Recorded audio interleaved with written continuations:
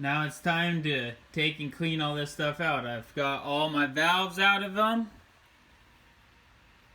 And then we'll clean our valves and our head, the whole assembly, and make sure we get all the oil, grease, all the compounds out of it that we can. So we'll get these as clean as we can. We'll take a toothbrush and make sure that we can get into each one of these grooves. And down in there, you can see there's a little bit of gunk down in there that needs to come out. So we'll get to cleaning on these.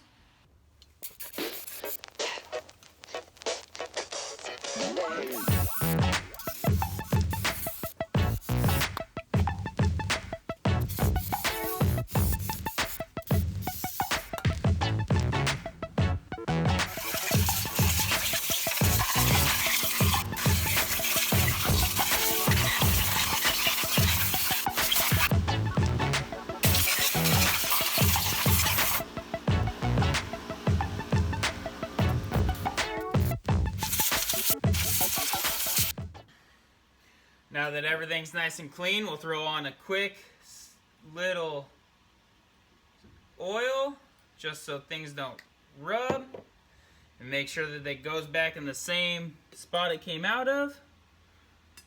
So I've got to clean these spring retainers, and this is what I came up with. You can move them back and forth and spray and kind of shake them loose and get whatever side you need, and they'll spin on this too. So you can spin it all the way around with the brake cleaner.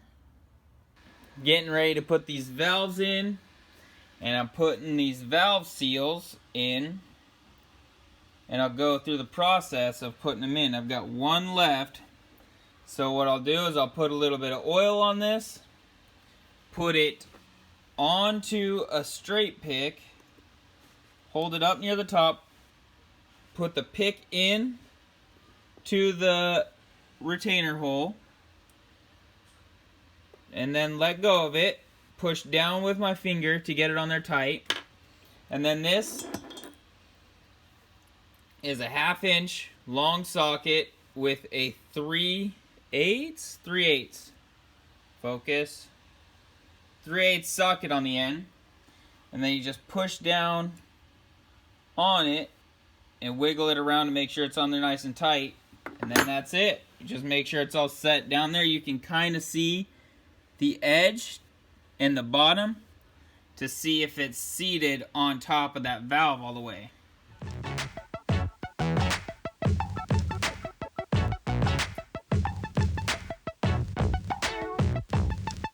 That's it, easy. So I've gotten kind of far into this. I figured I should probably show the process. So this goes down first, and it goes between the aluminum block and this steel retainer. This is just for so it doesn't wear out the aluminum. So this goes on here like this, and then this part will come on top, and then your 2 retainer clips sit in here, and they'll go on each side kind of like that. So they'll sit in there like that to hold it on to the top of the valve. Now the top of the valves have this ridge in them, and these clips have a little ridge on the inside right there. So they just sit in that ridge. Then the other one sits on that ridge, and it's a cone shape, so it will hold into here. So this is what the system looks like. Now the head is holding on where my fingers are, and then the bottom part is where we lapped. So that whole part is the head, and it's got the little spacer, our spring, the top titanium retainer, and then the retainer clips. They sit in there, and it's not going anywhere until you back this off and take the pressure off of these. You take the pressure off, and then everything will fall out. Those clips will fall out. So these are just held in by friction. I've already got the valve seals on there. I've got the valve in. So now what I do is I've got a small screwdriver. It's pretty long. And I've got all my pieces right there. And I've got just a little bit of grease hanging out over here. So I take a little bit of grease, come over here to my spring, put it on both sides of my spring so I can keep the retainer and the bump stop on there. Stick it on, and now it's stuck. And the same with the top. The top will stick on there.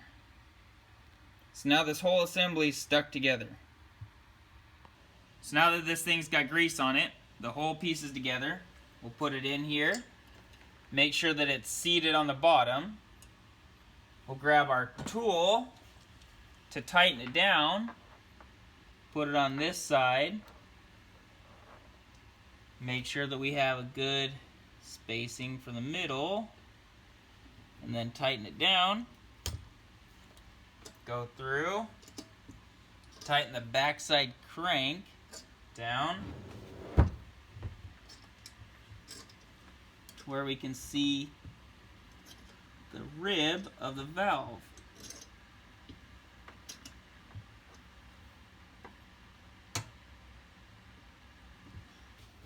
So it's worth your while to spend the time to center this piece onto this top retainer clip, because I've got to set this little chunk of metal in between these two pieces, and if I can't get in there, it's worth it to spend the time to make sure that that's centered. So we'll take it back off. We'll try again to center it a little bit better.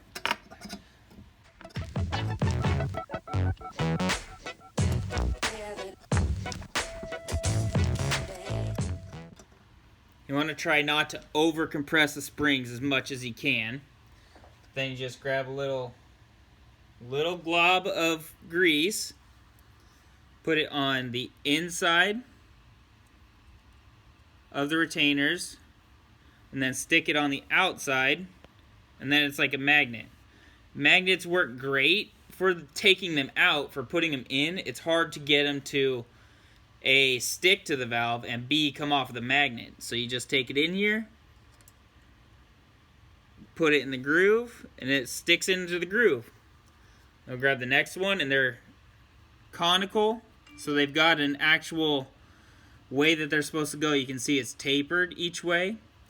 So we'll just throw our grease in. Make sure your taper is facing down or into the head. Stick it on. And then we can kind of manipulate the tool to give me enough room.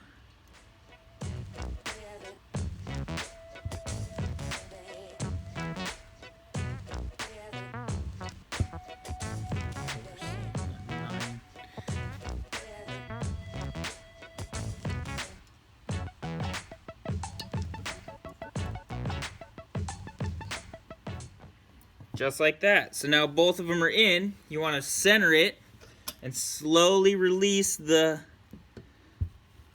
back side of it.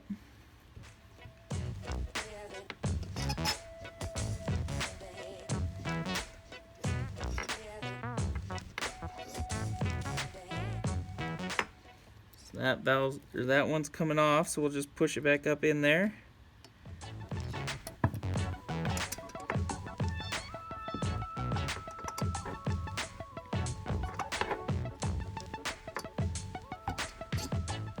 Make sure that they're in the retainer enough, and then just pop it off, and they're set. Now we've got all of our intakes and exhaust ports, valves all done. We'll go ahead, get the buckets cleaned, and then we'll take these retainers or these clamps off and then put the cams in.